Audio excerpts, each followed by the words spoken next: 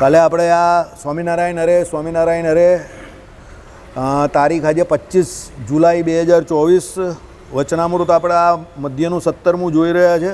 બરાબર. પ્રશ્ન કાલે આપણે જોયું, ભગવાનનું સ્વરૂપ છે તેને તો કોઈ ભક્ત માયાના 24 તત્વે સહિત સમજે છે અને કોઈ ભક્ત તો માયાના તત્વે રહિત કેવલ ચૈતન્ય રૂપમય ભગવાનનું સ્વરૂપ સમજે છે. આમાં જે આવ્યું ને ચૈતન્યમય સ્વચ્છિદાનંદ એવું સમજે છે.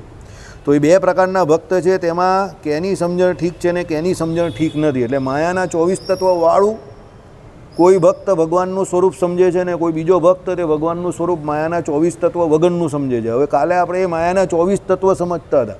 ભાઈ માયાના 24 તત્વ કયા કે જેના વાળું કે જેના વગરનું સમજે છે હરિભક્તો ભગવાનનું સ્વરૂપ. તો પહેલાં આપણે સ્થૂળ શરીર જોયું 24 તત્વમાં, એમાં શું પૃથ્વી જળ તેજ વાયુ આકાશ આવે. પછી સૂક્ષ્મ શરીર જોયું, એની અંદર શું 10 ઇન્દ્રિયો આવે ને 4 અંતઃકરણ આવે. બરાબર. એ આપણે કાલે જોઈ લીધા. એટલે 14 ને 5 19 થઈ ગયા. હવે 5 બાકી રહ્યા. એમાં મતાંતર છે, અલગ અલગ જગ્યા પર અલગ અલગ સમજો. અમુક જગ્યા પર એવું કહ્યું છે કે પંચ પ્રાણ જે છે એને 24 તત્વોમાં રહ્યા છે, પ્રાણ અપાન વ્યાન ઉડાન અને સમાન. એ જ પંચ પ્રાણ છે તે હકીકતમાં એક રૂપે કહેવાયો છે અને અલગ અલગ જગ્યા પર એના નામ અલગ અલગ કયા છે. બાકી આખા શરીરમાં વાયુ રૂપે જે વાયુ છે તે પ્રાણ વાયુ તો એક જ છે.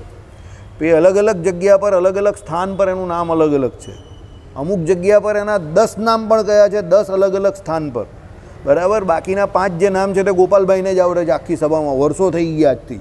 બરાબર. એટલે એ 20 25 30 વર્ષથી ગોપાલને આવડે છે. મેં કોઈ દિવસ યાદ રાખવાની કોશિશ પણ નહીં કરી. દેવદત્ત છે, કુકર છે, એવું કંઈક નામ છે, કુરકુર, બસ. એટલે આ બધા નામ છે એ આપણે કોઈ દિવસ જાણવાની કોશિશ કરી નથી. ધનંજયના જે કંઈ છે તે કેમ હવે પણ એ ટૂંકમાં જો મારું પહેલેથી ફોકસ જે છે ને તે સમજણમાં વધારે રહ્યો છે. મારી જીવનમાં મને કોઈ પણ વસ્તુ જે જેવી છે ને એને સમજવામાં જ મને ટાઈમ વધારે લાગે. જ્યાં નહીંમાં આવે નામ આવે, બરાબર, ગોખવાની વાત આવે તો આપણે એ બીજાને સોંપી દઈએ, ભાઈ ગોખી નાખતું. એ આપણું કામ નહીં મળે. કેમ? એ ગોખવામાં સમય નહીં બગાડવાનો ખોટો. પણ જ્યાં લોજિક હોય, જ્યાં સમજવાનું હોય ત્યાં સમજી લેવાનું, એ આપણું કામ છે. બરાબર. હવે સમજો, આ 5 પ્રાણને 24 તત્વમાં તમે ગણો તો 19 ને 5 24 થઈ જાય.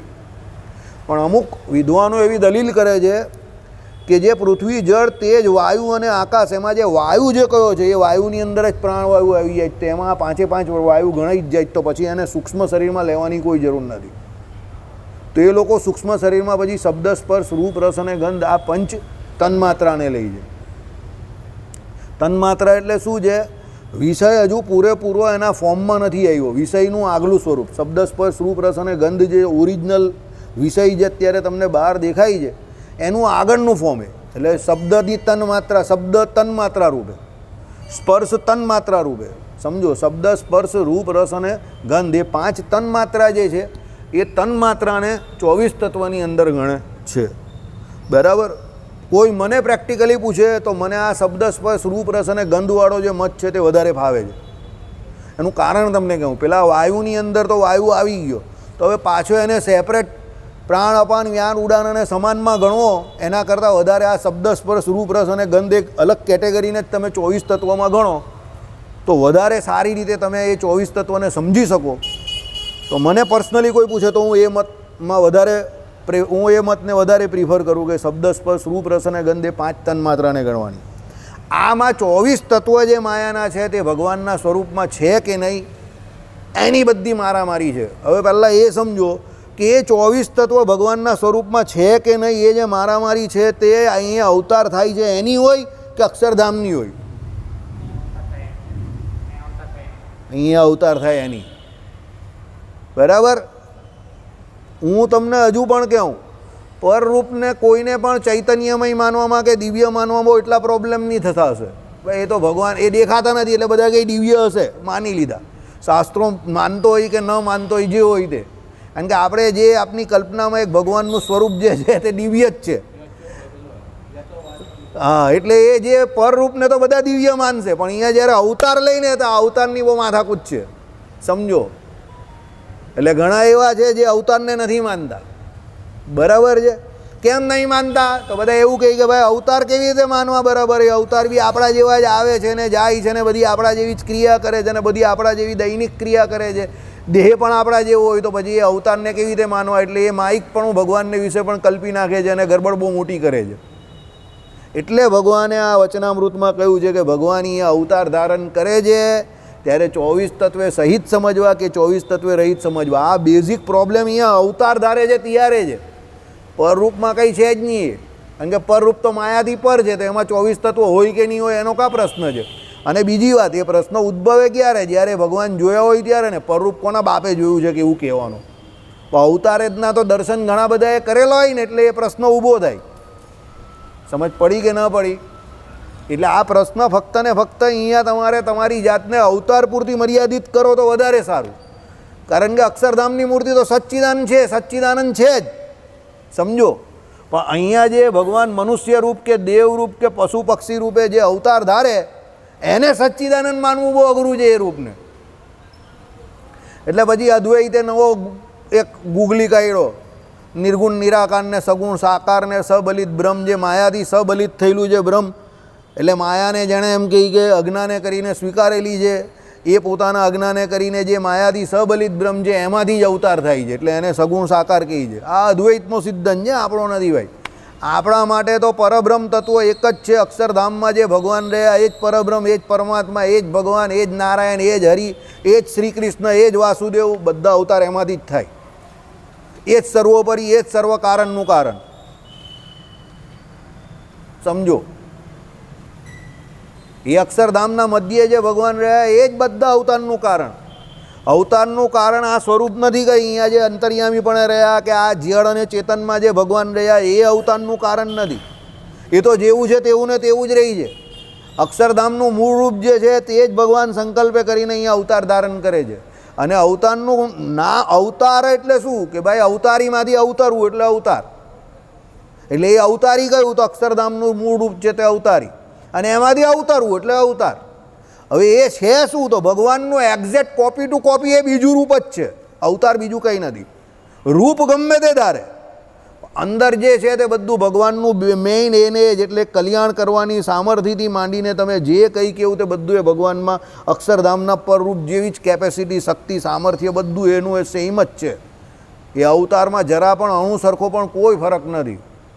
હા, પણ ભગવાન જ્યારે જેવો અવતાર ધારણ કરે, જેવું રૂપ ધારણ કરે, તો એ રૂપને અનુરૂપ જે કંઈ ભગવાને કરવાનું હોય તે બધું કરે. રાજા રૂપે આવે તો રાજાની જેમ ધન વૈભવ ઘરવાળી બધું હોય ભગવાનનું. અને સાધુ રૂપે આવે તો અલમસ્ત ફકીર જેવા ભગવાન ફરે ને શાંત અને તપશ્ચર્યા હોય ને શાંતતા નામનો એક સૌથી મોટો ગુણ જ હોય ત્યારે ભગવાનનો. બરાબર? એટલે આ બધી વાત જે છે તે મૂળ અહીંયા કોની છે? અવતાર ધારણ કરે ત્યારની છે. બરાબર? ચાલો, એટલે શું ભગવાનનું સ્વરૂપ એટલે અહીંયા અવતાર ધારણ કરે ત્યારે એવું તમારે સમજી લેવાનું. એ પ્રશ્નમાં લખ્યું નથી પણ એ સમજવાનું છે. આ વચનામૃત અહીંયા ચલાવવાનો મતલબ જ આ છે. આ વચનામૃત પણ ભગવાનના સ્વરૂપની વાત છે. આપણે જેટલા વચનામૃત ચલાવીએ જ ને તે બધા ભગવાનના સ્વરૂપના એક એક કરીને ચલાવીએ છીએ. આખી જોડતી કડી છે આ બધી. બરાબર? તમે જ્યારે વિડીયો મૂકો, અપલોડ કરો ત્યારે આટલું બોલી દેવું કોઈ જગ્યા પર કે આ બધા વચનામૃત ભગવાનના સ્વરૂપને લાગતા વળગતા છે, પરમાત્માના સ્વરૂપને લાગતા વળગતા. એટલે જ્યારે તમે વૃદ્ધ થાવ કે આપણે વૃદ્ધ થઈએ ત્યારે ભગવાનના સ્વરૂપને જાણવાના વચનામૃત હોય તો તમે બધા એ ધડ કરીને સાંભળી શકો. આ બધા ભગવાનના સ્વરૂપના છે. કેમ? જો ભગવાને ત્યાગીઓને કહ્યું છે કે કદાચિત નિષ્કામ કે નિસ્નેહ કે નિસ્વાદ એ જે પંચવર્તમાન ગયા એમાં થોડી ઘણી ખામી રહી જશે ને તો બહુ વાંધો ન આવશે. આવવી તો જોઈએ જ નહીં, પણ ભગવાનના સ્વરૂપને સમજવામાં ખામી રહી જશે તો એ કોઈ દિવસ એનું કલ્યાણ નહીં થાય. કારણ કે પહેલાંમાં તો દેશકાળ લાગે. દેશકાળ, ક્રિયા, સંગ, મંત્ર, દીક્ષા, શાસ્ત્ર એ 8 જે કયા એ વિપરીત થઈ જાય તો તમારા પંચવર્તમાન જે એમાં જરા આમ તેમ થાય કોઈ ફેરી. જાણી જોઈને તો ન કરે કોઈ, પણ એવું થઈ શકે છે. પોસિબિલિટી છે, શક્યતા છે. એ એક સરખું નહીં વર્તાતું બધાથી. તમે લોકો બહાર જાઓ ત્યારે એક સરખું વર્તાઈ જાય, સમજો. એટલે તો અમે બહાર જતા નથી સામાન્ય રીતે કે અહીંયા શાંતિથી જે ભજન થતું હોય ભગવાનનું શાંતિથી, એવું બહાર ભજન નહીં થાય. ધર્મનીય સચાય નહીં તમારા. જો બીજાને હું ના નહીં પાડતો, જે જાય એના માટે બહુ સારું છે, ભગવાનની આજ્ઞા છે. આ તો હું મારી પોતાની વાત કરું કે હું કયા ઝોનમાં કમ્ફર્ટેબલ છું. મને એવું લાગે કે અહીંયા મંદિર રહેવાનું હોય, શાંતિથી આપણે આપણું કામ કરીએ, ભગવાનના દર્શન થાય, ભજન થાય તો બહુ સારું. હરિપ્રકાશ શાસ્ત્રી બી એટલે બહાર નહીં જતા. એમણે મને જ કહેલું એક દિવસ કે મને પણ વડતાલ જવાનો કે બીજે કોઈ જગ્યા પર જવાનો એવો મોહ નહીં રહ્યો સુરત આવ્યા પછી. અહીંયા સારામાં સારું ભજન થાય છે. વડતાલમાં તમે જુઓ કે દર્શન કરવાની જ મેઇન કેટલી તકલીફ છે, કારણ કે મેઇન નિયમ જ નહીં, પાડવા જાય તો બી પાડી શકાય એવા નથી. એવું છે બાજુમાં જઈને કોઈ ઊભું રહી જાય. આપણા મંદિરમાં એ બહુ શાંતિ છે અત્યાર સુધી ભવિષ્યની કોઈને ખબર નથી. ન જાણ્યું જાનકી નાથે કાલે સવારે શું થવાનું. બરાબર, ચાલો. એટલે આ ભગવાનના સ્વરૂપની વાત છે કે ભાઈ એમાં માયાના 24 તત્વ છે કે નહીં. બરાબર. પછી મુક્તાનંદ સ્વામીએ કહ્યું જે ભગવાનને વિશે માયિક 24 તત્વ સમજે એની સમજણ ઠીક નથી, અને ભગવાનનું સ્વરૂપ માયાના તત્વે કરીને રહિત કેવલ ચૈતન્યમય સમજે તેની સમજણ ઠીક છે. મુક્તાનંદ સ્વામીએ આ ડાપણ ભર્યો જવાબ આપેલો છે. આ જવાબમાં તમને એમનું ડાપણ દેખાય છે. ડાપણ એટલે ખરાબ રીતે ડાપણ નહીં. મુક્તાનંદ સ્વામી હકીકતમાં બહુ ડાયા હતા. એટલે એમણે કહ્યું કે ભાઈ ભગવાનના સ્વરૂપને વિશે હું 24 તત્વ કલ્પવાના, એ તો સચ્ચિદાનંદ જ હોય ને, સમજો. એટલે એમણે આ જવાબ શાસ્ત્રોક્ત રીતે ડાપણથી આપેલો છે, એકદમ સરસ રીતે. કોઈ ડાયો માણસ આપે ને, સુલઝેલો માણસ કહીએ ને આપણે, ઉંમરલાયક કોઈ મેચ્યોર હોય એવો માણસ હોય ને, એવો આ સુલઝેલા માણસનો જવાબ છે, જેને શાસ્ત્રોની સૂઝ છે એવા માણસનો. ભાઈ માયાના 24 તત્વ ભગવાનને વિશે કલ્પવા એમાં કંઈ બહુ ફાયદો નથી. એટલે ભગવાનનું સ્વરૂપ જે છે અહીંયા તે તો એમ કહે કે સચ્ચિદાનંદ જ છે. હવે અહીંયા સ્વરૂપ શબ્દ વાપરો છે, પણ છે આ રૂપ, સમજજો. બરાબર. કોઈક વાત કરીશ તો વિવાદ ઊભો થઈ જશે એટલે. બરાબર. ઘણી જગ્યા પર વિદ્વાનોમાં મતાંતર હોય છે. વચનામૃતમાં ઘણી જગ્યા પર રૂપની જગ્યા પર સ્વરૂપ શબ્દ વાપરેલો છે, સમજજો. અને ભૂમિકામાં શાસ્ત્રીજીએ રૂપ ને સ્વરૂપનો ભેદ બતાવેલો છે. એમાં રૂપના પેલા 5 રૂપ બતાવ્યા હોય અને સ્વરૂપ આખું ભગવાનનું અલગ છે, જે સર્વવ્યાપક છે. બરાબર. પણ રામાનુજ વેદાંતને માનનારા રામાનુજના જ આચાર્યો એવા ઘણા બધા છે, ઇન્ક્લુડિંગ કેશુ સ્વામી, જે રૂપ સ્વરૂપનો ભેદ આખી જિંદગી ન માનતા હતા, સમજો. હવે તમે મને નહીં પૂછતા કે તમે શું માનો છો, કારણ કે હું પહેલાં મારી જાતને વિદ્વાનની કેટેગરીમાં જ નહીં ગણતો, સમજો. એટલે વિદ્વાનોમાં પણ મતાંતર હોઈ શકે છે, સમજો. બરાબર. હવે એમાં લોજિક એવો છે, રૂપ સ્વરૂપના ભેદમાં જે નથી માનતા એમાં લોજિક એવો છે, એ મને જે લાગે છે તે કહું તમને, કે ભગવાન સ્વરૂપે કરીને પણ સર્વવ્યાપક છે, રૂપે કરીને પણ સર્વવ્યાપક છે, અને રૂપને સ્વરૂપના ગુણે કરીને પણ સર્વવ્યાપક છે. જ્યાં રૂપ હોય ત્યાં એના ગુણ હોય, અને જ્યાં સ્વરૂપ હોય એના ગુણ હોય જ. હવે સમજજો. તો જીવ અને આપણું શરીર એ બંનેમાં જમીન આસમાનનો લક્ષણમાં ફરક છે. શરીરી ભાવ આપણા બંનેમાં બહુ જમીન આસમાનનો ફરક છે. બરાબર. પણ પરમાત્માનું રૂપ અને પરમાત્માનું સ્વરૂપ બંને સર્વવ્યાપક છે, એક દેશસ્થ નથી. એટલે એમાં રૂપ અને સ્વરૂપ એનો ભેદ કરીને કંઈ બહુ મોટો ફાયદો થતો નથી. આઈડિયા આવ્યો તમને? ના, એવું નહીં કહેવા માંગતો હું, સમજો. તમે રૂપ સ્વરૂપનો ભેદ માનો, સમજો, તો બરાબર છે. પણ ન માનો તો પણ કંઈ મગજમારી નથી એમાં, કારણ કે બંને સર્વવ્યાપક જ છે. આઈડિયા આવ્યો? બરાબર. હવે કોઈ એમ કહે કે ભાઈ હું હરજીવનદાસ શાસ્ત્રી, ના ભાઈ હું કોઈનો વિરોધ નહીં કરતો, મેં તમને શું કહું કે હું એટલો વિદ્વાન નથી. બરાબર. હરજીવનદાસ શાસ્ત્રીએ ભૂમિકામાં રૂપ સ્વરૂપનો ભેદ બતાવેલો છે. બરાબર. પણ રામાનુજના જ મેં બીજા ઘણા વક્તાઓને સાંભળ્યા, એ લોકો ભેદ નથી માનતા. એ લોકો એવું જ કહે છે કે ભાઈ ભગવાનની, કેશુ સ્વામીનો ડાયલોગ, ભગવાનની મૂર્તિમાં કંઈ ત્યાગ ભાગ કરવા જેવું નથી. જોકે એ રૂપને અનુસરીને જ કહેતા હતા. પણ આપણે જ્યારે અમે એને રૂપને સ્વરૂપની વાત કરીએ તો એ શું કહે, આત્મા જે છે તે, હવે એમાં ધર્મ અને ધર્મીભૂત જ્ઞાન બે અલગ અલગ છે. પણ એ કહે કે પરમાત્માનું તો ધર્મીભૂત જ્ઞાન કેવું કે ધર્મભૂત જ્ઞાન કેવું, બંને એક જ છે. તો પછી રૂપ સ્વરૂપનો ભેદ કાઢી આવે. બરાબર. હવે એ તો વિદ્વાન માણસ હતા, એટલે દરેક વિદ્વાનોને સલામ કરીને આપણે આગળ વધવાનું, કારણ કે વિદ્વાન હોય એમાં જ થોડો ડિફરન્સ આવે. બરાબર. હવે જેને જે માનવું હોય તે માને, કંઈ આપણે કંઈ એમાં પ્રોબ્લેમ નથી. બરાબર. જેને ન માનવું હોય તે ન માને, જેને માનવું હોય તે માને, આપણે કોઈ ચિંતા નથી. બરાબર. પણ એવું ટેકનિકલી લાગે ખરું કે રૂપ અને સ્વરૂપ થોડાક અલગ હોઈ શકે, કારણ કે સ્વરૂપ જે છે તે આખી વસ્તુ જ અલગ છે અને રૂપ જે છે તે આખી વસ્તુ અલગ છે. બરાબર? હોઈ શકે, એ જુદા હોઈ શકે. અને ભગવાનને ભૂમિકામાં લખ્યું એ પ્રમાણે કે એમનું દિવ્ય વિગ્રહ જે છે તે સૌથી વધારે વહાલું છે. પણ રૂપનું સર્વવ્યાપકપણું ભગવાને એવી રીતે કહ્યું છે કે ભગવાન જ્યાં ધારે ત્યાં અવતાર ધારણ કરી શકે છે અને રૂપે કરીને ભગવાન ગમે ત્યાંથી અનંતકોટી બ્રહ્માંડમાં પ્રગટ થઈ શકે છે. અને એમાં ભગવાને કહ્યું એ પ્રમાણે કે એ માતાના ગર્ભમાંથી પણ આવે અને સીધે સીધા પણ આવે. શ્રી હરિ અવતાર થયો તો ભગવાન સીધા જ આવ્યા. હા, ઋષિ ભગવાન પણ સીધા જ આવ્યા. સમજો. અને બ્રહ્માજીની છીક ખાધી બ્રહ્માજીએ, એમાંથી વરા અવતાર થઈ ગયો. એટલે ભગવાનની આવવાની કે જવાની જે રીત છે ને એ બહુ અલૌકિક છે. એમાં બહુ માથા મારવા જેવા નથી કે ભાઈ આમ કેમ કર્યું ને તેમ કેમ કર્યું. એ બધી રીત આપણા માટે છે. સંસારમાં આવવાવાળા વ્યક્તિ માટે આ બધું છે કે ભાઈ એને માતાના ગર્ભમાં આવે અને 9 મહિના રહેવું પડે. જ્યાં જ્યાં જે યોનિમાં જે સિસ્ટમ હોય એ પ્રમાણે. ભગવાનમાં એવો બધો કે હોસ્પિટલ કે એવો કોઈ ખર્ચો કે માતાનું ગર્ભ આવે કે નહીં આવે એ બધું ભગવાન નક્કી કરે છે. કેમ? એનું કારણ એવું છે, સૃષ્ટિ ભગવાને બનાવેલી છે. એ એના ધણી છે ને ધણીનો ધણી કોઈ નહીં હોય. ધણીનો ધણી કોઈ નહીં હોય. જો ધણીનો કોઈ ધણી હોય તો એ ધણી નહીં કહેવાય. સમજી ગયા મારી વાત? એટલે ભગવાનનો માલિક કોઈ નથી, ધણીનો ધણી કોઈ નથી. સમજો. એટલે અહીંયા કહેવાનું તાત્પર્ય આવું છે કે કદાચ તમને કોઈ જગ્યા પર આવો ડિફરન્સ દેખાય, કોઈ કહે આવું તમને, તેમાં બહુ આ બધી બાબત બહુ મગજ પણ નહીં લેવાની. આ બધી વિદ્વાનોની ચર્ચા છે. વિદ્વાનો પોતપોતાના હિસાબે માથાકૂટ કર્યા કરે. સમજા તો ઠીક, ન સમજા તો ભગવાનનું ભજન કરવાનું શાંતિથી. એમાંથી કંઈ ભગવાનનો તમે ધ્રુવ કરી નાખો એવું કંઈ થતું નથી. કારણ કે તમને સૌથી ઇઝી પ્રાપ્ય શું છે અત્યારે એ જોઈ લેવાનું. તો કયું છે? તો આ અર્ચા મૂર્તિ રૂપ છે, એને પકડીને શાંતિથી ભજન કર્યા કરવાનું. પછી તમે એમ માનો તો બી ચાલે કે મને આ જે ભગવાનનું રૂપ મળેલું જ ને એ સર્વવ્યાપક છે.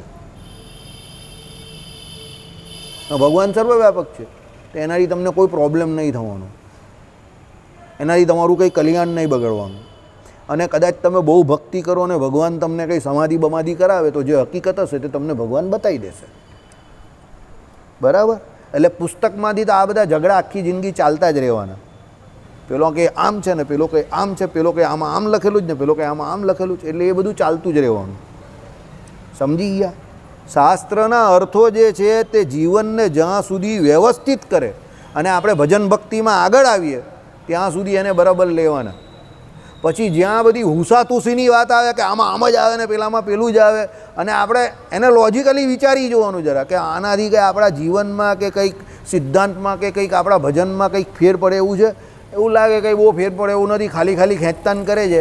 તો પછી પકડો, મત જાને દો, નહીં પકડો મત જાને દો. આઈડિયા આવી ગયો કે જવા દેવાનું. બધા પોતપોતાના હિસાબે બાઈ ખેંચ્યા કરે. પછી હવે બાઈની જેટલી કેપેસિટી હોય એટલી થાય પછી, નહીં તો પછી બાઈ પેલાના હાથમાં આવી જાય ને કફની પેલા પાસે ચાલી જાય. સમજી ગયા? એટલે એ બધી બહુ ખેંચીમાં પડવું નહીં. બરાબર? આ તો મેં રામાનુજના આચાર્યો જે ભણાવે છે એના મોડે સાંભળું કે એ લોકો પરમાત્માને વિશે એ પ્રમાણે જેમ આપણા વિશે શરીરી ભાવ કયો એમ પરમાત્માને વિશે શરીરી ભાવ નથી માનતા. હા, જગતના શરીરી માને જ પાછા.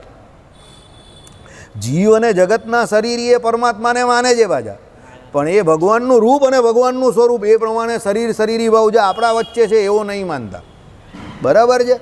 એટલે કદાચ કોઈ જગ્યા પર તમને કંઈ વાંચવામાં આવે તો તમે કહો કે આમાં આવું કેમ છે, તો એવું હોય તો જવા દેવાનું. બધા વિદ્વાનોના મત અલગ અલગ હોય, આપણે જવા દેવાનું. બરાબર? ચાલો, ઓકે. આ તો બધી તમે જ્યારે બહુ પુસ્તક વાંચશો કે બધું બહુ સાંભળશો ને બહુ આગળ જવાની વાત કરશો ત્યારની વાત છે. અત્યારના લેવલ પર આ બધી કંઈ વાત જ નથી. આમાંથી 60-70% માણસને તો ખબર પણ ન પડી હશે કે હું કયા મુદ્દા પર ચર્ચા કરું છું.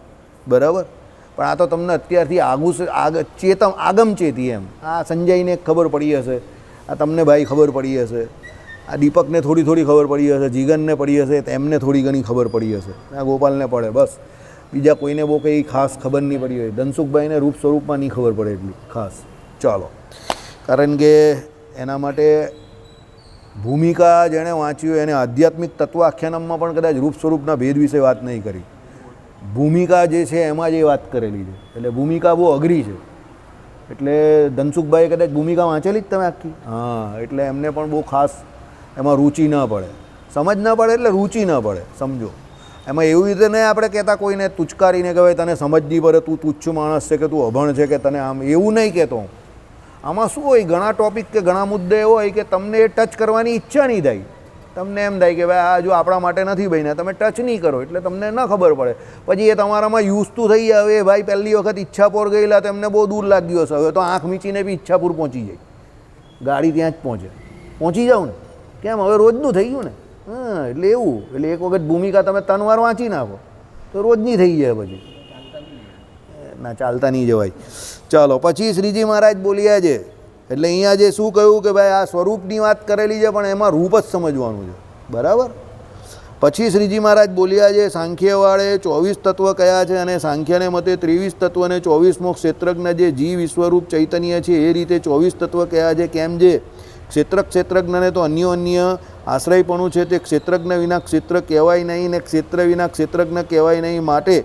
તે માટે તત્વ ભેળા જ જીવ ઈશ્વરને કયા છે. અને ભગવાન છે તે તો ક્ષેત્રજ્ઞ બેના આશ્રય છે, માટે ભગવાન થકી માયિક તત્વ જુદા કેમ કહેવાય. હવે ભગવાને ગુગલી નાખ્યો. મુક્તાનંદ સ્વામીએ કીધું ને કે ભાઈ 24 તત્વ ન સમજવા જ થાવકી સમજણ છે. એટલે ભગવાન કહે કે ભાઈ હવે આપણે, તમે જ્ઞાનની વાત કરો તો ભગવાને જ્ઞાનની રીતે જ પાછા અહીંયા સાંખ્યની જ વાત કરી. તમે વિચાર કરતા હો કે વાસુદેવભાઈ તો સાંખ્યને તો બરાબર બોચીમાંથી પકડી લીધું છે. બધા વચનામૃત સાંખ્યના જ આવે છે. સમજો, જ્યાં શ્રીજી મહારાજે જ્ઞાનની વાત કરેલી છે ત્યાં સાંખ્યશાસ્ત્રની વાત કરેલી છે ને કરેલી જ છે. અને આ હું ચર્ચા એટલા માટે કરું છું, ઘણા લોકો આપણા સંપ્રદાયમાં સાંખ્યશાસ્ત્રને યોગશાસ્ત્રને બહુ ગૌણ માને છે. સમજો, પણ શ્રીજી મહારાજે એને ગૌણ નહીં ગણ્યા. તમે જ્યાં ભગવાને વચનામૃતમાં પરમાત્માના સ્વરૂપના જ્ઞાનની વાત કરેલી છે ને, ત્યાં સાંખ્યશાસ્ત્ર અને યોગશાસ્ત્રની વાત કરેલી જ છે. 5 વચનામૃત તો આપણે અહીંયા જ ચલવી દીધા, સાંખ્ય અને યોગવાળા. સમજો, બરાબર. એટલે સાંખ્યશાસ્ત્ર અને યોગશાસ્ત્ર જ્યાં સુધી તમે ન જાણો ત્યાં સુધી પરમાત્માના સ્વરૂપને વિશે ડૂબકી નહીં મારી શકો, એ તમને ન ખબર પડે. હવે અહીંયા ભગવાને શું કહ્યું કે ભાઈ મુક્તાનંદ સ્વામીએ એવું કહ્યું 24 તત્વે રહિત સમજવા એ થાવકી સમજણ છે. તો ભગવાન કહે કે તમે એવું કહો તો સાંખ્યશાસ્ત્ર શું કહે છે? તો ભાઈ 24 તત્વ જે છે એ ભેળા જીવ ઈશ્વર રહેલા છે અને 25માં પરમાત્મા છે. હવે સમજો, એ 24 તત્વો જે છે એ જીવ ઈશ્વર વગર રહી નહીં શકતા, અને જીવ ઈશ્વર 24 તત્વો વગર રહી નહીં શકતા. બંનેને એકબીજાને અન્યોન્યપણું છે ને, લખેલું છે ને કે બંનેને ક્ષેત્રજ્ઞને તો અન્યોન્ય આશ્રયપણું છે. ક્ષેત્રજ્ઞ વિના ક્ષેત્ર કહેવાય નહીં, ને ક્ષેત્ર વિના ક્ષેત્રજ્ઞ કહેવાય નહીં. ક્ષેત્રજ્ઞ એટલે શું એ સમજી લો. માયાના 24 તત્વો અને જીવ ઈશ્વર, એટલે જીવ ને ઈશ્વર એટલે અહીંયા ભગવાન નહીં લેવાના, પેલા દેવતાઓ લેવાના છે.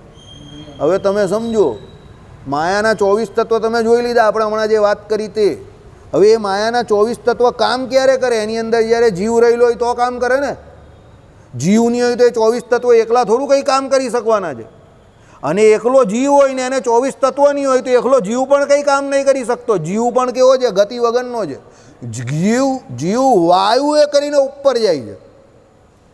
સમજો, જીવ સ્થિર છે પણ વાયુ એ કરીને એની ઉપર નીચે ગતિ પણ થાય છે. અને શરીરની જે કોઈ ક્રિયા કે એણે કર્મકાંડ કે પરમાત્માને રાજી કરવા માટે પણ જે કોઈ નિત્ય કર્મ નૈમિતિક કર્મ કરવાના છે તો એના માટે એને આ માયાના 24 તત્વની જરૂર તો છે જ.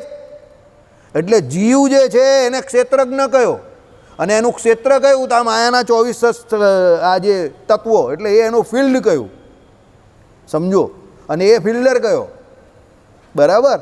કારણ કે ફિલ્ડર જે હોય તે ફિલ્ડ વગર ના હોય, અને ફિલ્ડ વગર ફિલ્ડર ને, અને ફિલ્ડર વગર ફિલ્ડ નહીં. એટલે આ જે ક્ષેત્રજ્ઞ એવો જીવ જે અંદર રહ્યો છે, સમજો, એના દ્વારા આ માયાના 24 તત્વોનું શરીર જે છે તે બધા કર્મ કરી શકે છે. અને જીવ પોતે પણ જે છે તે શરીર વગર રહી શકતો નથી. અદ્ધર પદ્ધર તો જીવ કંઈ પેલા હોરર પિક્ચરમાં બતાવે એવી રીતે તો આમ આવે નહીં, એવી રીતે તો કોઈ દિવસ જોયો નથી આપણે. નાટકમાં જોયો હોય, ટીવી સિરિયલમાં જોયો હોય ને ફિલ્મોમાં જોયો હોય તમે. બાકી એકલો જીવ ના આવે. જીવને રહેવા માટે કોઈને કોઈ કોળિયું જોઈએ, એટલે સ્થાન જોઈએ. એ શું છે? આ 24 તત્વનું શરીર છે. એટલે બંનેને એકબીજાનું અન્યોન્યપણું છે. બંને એકબીજાની વગર રહી નહીં શકતા.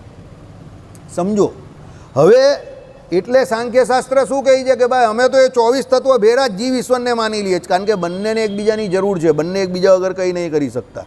અને 25માં પરમાત્માને કહીએ છીએ અમે. સાંખ્યશાસ્ત્ર કોને કહે છે?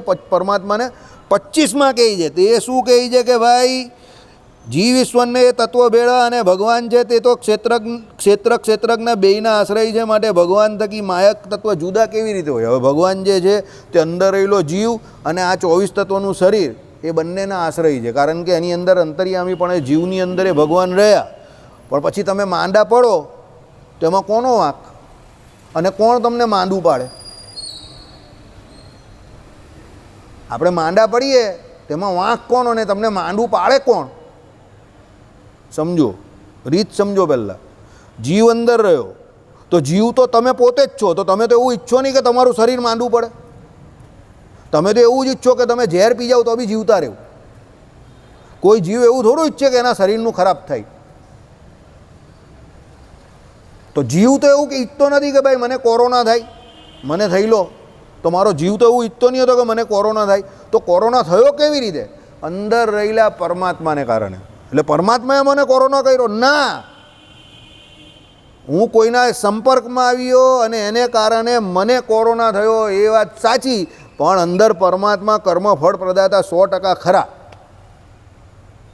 સમજો, કારણ કે મારા જેવા આવી બીજા ઘણા હતા જે ઘણું બધું રખડતા હતા પણ એ લોકોને કંઈ નહીં થયું, પણ મને થયો. ઘણા એવા ખુલ્લા સાંડ ફરતા હતા जिसको सांड और भांड में क्या फर्क है मालूम ही नहीं था, એ લોકોને કંઈ નહીં થયું. એ લોકો કોરોનાના વાયરસ રોજ ખાતા હતા. હવે મારા બાપાની જ વાત કરીએ, મારા બાપા કેટલી મોટી ઉંમરના, તો અમને 5 જણાને કોરોના. અમે કહીએ પપ્પા તમે દૂર બેસો, આમ કરો તેમ કરો, એને કંઈ ચિંતા જ નહીં. બાજુમાં બેઠા બેઠા મારા ફેરવતા હતા અને ઊંઘતા હતા. એમને કંઈ કોરોના શું ખબર જ નથી. એ કંઈ મને તો ખોટી ખોટી વેક્સિન મુકાવી તમે પછી. એમને કંઈ કોરોના બોરોના થયો જ નહીં, કંઈ જ નહીં થયું. ઘરમાં 5 જણાને થયું તો પણ ચાલો બોલો. હવે એમની 70 વર્ષની ઉંમર ત્યારે પણ હતી તો પણ એમને કંઈ ના થયું ને અમને 5ને થયો. જુવાન માણસ દેખાતા હતા એ બધાને થયું. આઈડિયા આવી ગયો તમને? હું શું જે કહેવા માગું તે કેમ? એ શરીર આપણું 24 તત્વનું માયાનું બનેલું તો અને અંદર રહેલો આપણો જીવાત્મા, એ બંનેના આશ્રય અંદર એની અંદર રહેલા પરમાત્મા છે. એટલે આપણા કર્મો પ્રમાણે આપણું શરીર જે છે એનું નિયંત્રણ પણ પરમાત્મા કરે છે અને આ જીવ જે છે એનું નિયંત્રણ પણ પરમાત્મા કરે કર્મો પ્રમાણે. ભજન કરશે જીવ, નિર્વાસનિક થશે તો ભગવાન એને પોતાના ધામમાં લઈ જશે. ભજન ન કરશે, નિર્વાસનિક ન થશે તો સંસ્કૃતિને વિશે ભમાવશે અને પછી બીજો દેહ આપશે જે અત્યારે કર્મ કરે છે એના અનુસારે. એટલે જીવ જે છે તે અને માયાના 24 તત્વો બંને ભગવાનના આધીન છે અને ભગવાન એની અંદર જ રહેલા છે. તો પછી ભગવાનને તમે 24 તત્વથી જુદા કેવી રીતે પાડી શકો? આપણે વારંવાર આ વાત સભામાં કરેલી છે કે આપણું જે આ બોડી છે એની અંદર 3 તત્વો આવી જાય છે, જીવ ઈશ્વરને માયા.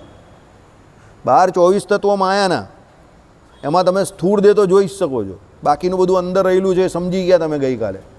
એની અંદર રહેલો આપણો જીવ જેના દ્વારા આ સ્થૂળ શરીરને સૂક્ષ્મ શરીરને આ બધું ચાલે છે, અને એની અંદર રહેલા પરમાત્મા જે તમે જે પ્રમાણે પૂર્વે અને અત્યારે કર્મ કરેલા જે પ્રમાણે જીવને અને આ 24 તત્વને ચલાવે છે. હવે દાખલા તરીકે જે દિવસે આપણે માતાના ગર્ભમાં આવ્યા તે દિવસથી નક્કી થઈ ગયું કે આપણે કેટલો સમય આ શરીરને ધારીને આ લોકને વિશે રહેવાના છે. પણ એ નક્કી કોણે કર્યું? આપણા પૂર્વના કર્મને અનુસારે પરમાત્માએ. કારણ કે નહીં તો કોઈ મરે જ નહીં. કોને મરવાનું ગમે છે? કયા જીવને આ શરીર છોડવાનું ગમે છે? કોઈને નહીં ગમતું. પણ ભગવાન અંદર રહેલા છે એ નક્કી કરે કે આ શરીરને વિશે એ જીવ કેટલો સમય રહે, કારણ કે એ બંનેના આશ્રય છે. સમજો. તો દાખલા તરીકે હવે સમજો, જો એ જીવને આ શરીરમાં કેટલો સમય રહેવાનું છે ને આ શરીર ધારણ કરવાનું છે, બંને એના હાથમાં નથી ને પરમાત્માના હાથમાં હોય તો શરીર તો માયાનું બનેલું છે. તો પછી માયાના 24 તત્વે રહિત તમે પરમાત્માને કઈ રીતે કહી શકો? કારણ કે એને બી એ ધારી તો રહેલા જ છે ને. આવ્યો ને ગૂગલી?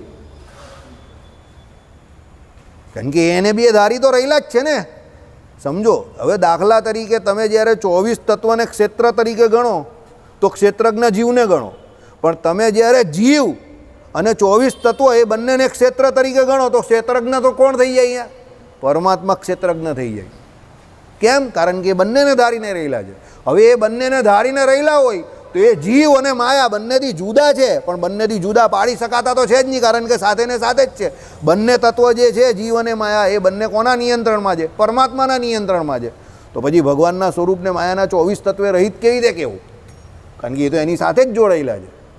ટેકનિકલ છે ને, આ ભગવાને ટેકનિક બતાવેલી. આખું વચનામૃત આવું જ છે, મિસ્ટેરિયસ, એકદમ રહસ્યમય. જેમ જેમ તમે આગળ જાઓ ને એમ રહસ્ય ખુલતા જાય.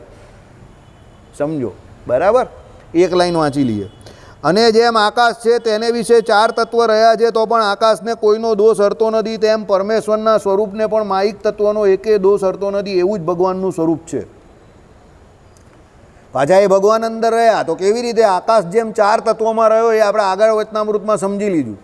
પણ એ આકાશને 4 તત્વ જે કયા, પૃથ્વી, જળ, તેજ, વાયુ અને આકાશ, એમાં પૃથ્વી, જળ, તેજ અને વાયુ, એમાં જે કંઈ થાય એને આકાશને કંઈ લાગે નહીં. આકાશ બધામાં રહેલો છે, તો પણ આકાશ કેવો છે? નિર્લેપ છે. એમ ભગવાન જીવને માયા બંનેમાં રહ્યા, પણ ભગવાન નિર્લેપ છે. ભગવાનને જીવ પાપ કરે કે પુણ્ય કરે કે ગમે તે કર્મ કરે, ભગવાનને એની જોડે કંઈ લાગતું ઓળખતું નથી. ભગવાન સદા આકાશની જેમ નિર્લેપ છે. એમ્પાયર, જેણે મેચ જીત્યું હોય તે જીતે, જેને હાર્યું હોય તે હારે, એ તો એના પૈસા લઈને છૂટો થઈ જાય. એમ્પાયર એ ભાઈ આપણે કંઈ લેવા દેવાની, ભાઈ પૈસા આપી દો મને, મારી ફી આપી દો, ICC એની ફી આપે એટલે એ છૂટો, ઘરે જઈને ઊંઘી જાય શાંતિથી. એમ ભગવાનને શું છે? એને સૃષ્ટિ કરી, તમે કર્મ કરો, તમે સુખી થાવ, તમે દુઃખી થાવ, એમાં ભગવાન તો ખાલી રિઝલ્ટ જ આપે, આઉટ નોટ આઉટ, ચોખ્ખો છક્કો ડિક્લેર કરે, નર્કમાં જાઓ, આમ તેમ જાઓ. ભગવાનને એની જોડે કોઈ લેવા દેવાની. ભાઈ હું તો નિર્લેપ છું, મને કંઈ લેવા દેવાની. That is your business, you look after that. એ તમારો ધંધો છે. હે રહીને પાછું એવું કંઈ અંદર રહેલા જ તો બી નિર્લેપ છે, મા બાપા જેવા. જો ભાઈ એ મને નહીં ખબર પડે, તારે કરવાનું. આપણે કહીએ ધંધામાં નુકસાન થાય એ તારે જોવાનું, નફો થાય તારે જોવાનું. તો મેં કહું તમે શું કરશો? બસ મારે કંઈ જોવાનું જ નહીં, મારે માળા ફેરવવાની. એમને કોઈ ચિંતા જ નહીં. બરાબર? ચાલો, એવું જ ભગવાનનું સ્વરૂપ છે. તેમાં 24 તત્વ કહીએ તો 100 બાદ છે. ભગવાને કીધું કે ભાઈ હવે તમે ભગવાનને તો કંઈ નિર્લેપ જ છે, તો ભાઈ એમાં 24 તત્વ તમે કેવું, એમાં બાદ 100 છે. અને તત્વે રહિત કેવું, એમાં શું નિર્બાધપણું આવી ગયું? અને તમે એને એમ કહું ભાઈ એ 24 તત્વો વગરના જ, તેમાં ભગવાનને કંઈ ફરક જ નહીં પડતો. તો આ જ એટલા માટે જ મેં તમને પેલું રૂપ સ્વરૂપવાળું કહ્યું, કે એમાં કંઈ બહુ ફેર નહીં પડતો. વિદ્વાનો એવું કહે છે. આ કેશુ સ્વામીની સમજણ હતી, મારી નથી. મારું કંઈ પર્સનલ લેતા નહીં, કારણ કે એ લેવલ પર પહોંચવાનું મારું ગજું જ નથી. સમજો, બરાબર? આઈડિયા આવી ગયો તમને? એટલે કહેવાનું તાત્પર્ય શું છે? તમે એક વખત એમ કહ્યું કે એમાં 24 તત્વ નથી, તેમાં હું નિર્બાધપણું આવી ગયું? ભગવાન તો ઓલરેડી નિર્લેપ છે જ, તો હવે કેટલા નિર્લેપ થવાના? એ અંદર રહીને પણ નિર્લેપ જ રહી છે, તો તમે એને રહિત કહો કે સહિત કહો, એનાથી કાં કંઈ ફરક પડે છે? બરાબર? અમને તો એમ જણાય છે. પછી દીનાનાથ ભટ્ટે પૂછ્યું છે, જેને ભગવાનની મૂર્તિનું ધ્યાન કરવું હોય તેને ભગવાનનું સ્વરૂપ તત્વે સહિત સમજવું કે તત્વે રહિત સમજવું? પાછું અહીંયા સ્વરૂપ શબ્દ આવ્યો અને મૂર્તિનું ધ્યાન આવ્યું, એટલે અહીંયા રૂપની જ વાત ચાલે છે, સ્વરૂપની વાત નહીં ચાલતી. સમજજો, કારણ કે ધ્યાન કરવાનું હોય તો ભગવાનની મૂર્તિ આવે ને ધ્યાન કરવાનું આવે, એટલે એ તો રૂપ જ આવે. અને રૂપ એટલે કેવું? સગુણ સાકાર તો નિર્ગુણ નિરાકાર કે સગુણ સાકાર આપણા માટે તો એવું કંઈ નહીં. જે છે તે સચ્ચિદાનંદમય દિવ્ય રૂપ. જે મૂર્તિ તમને મળી તમે એનું જ ધ્યાન કરો. ત્યારે તો ભગવાન મનુષ્ય રૂપે સાક્ષાત હતા. દીનાનાથ ભટ્ટ જ્યારે આ પ્રશ્ન પૂછેલો ત્યારની વાત, આપણા માટે અર્ચા મૂર્તિ છે, કંઈ ફરક કંઈ નથી, એટલા ને એટલા જ છે. એ લોકો જેટલા એ ભગવાનને ભગવાન માનતા હતા એટલા આપણે આને માનીએ તો આપણું કામ થઈ જાય. બરાબર? આગળનું કાલે સમજશું. શ્રીપતિમ શ્રીધરમ સર્વદેવે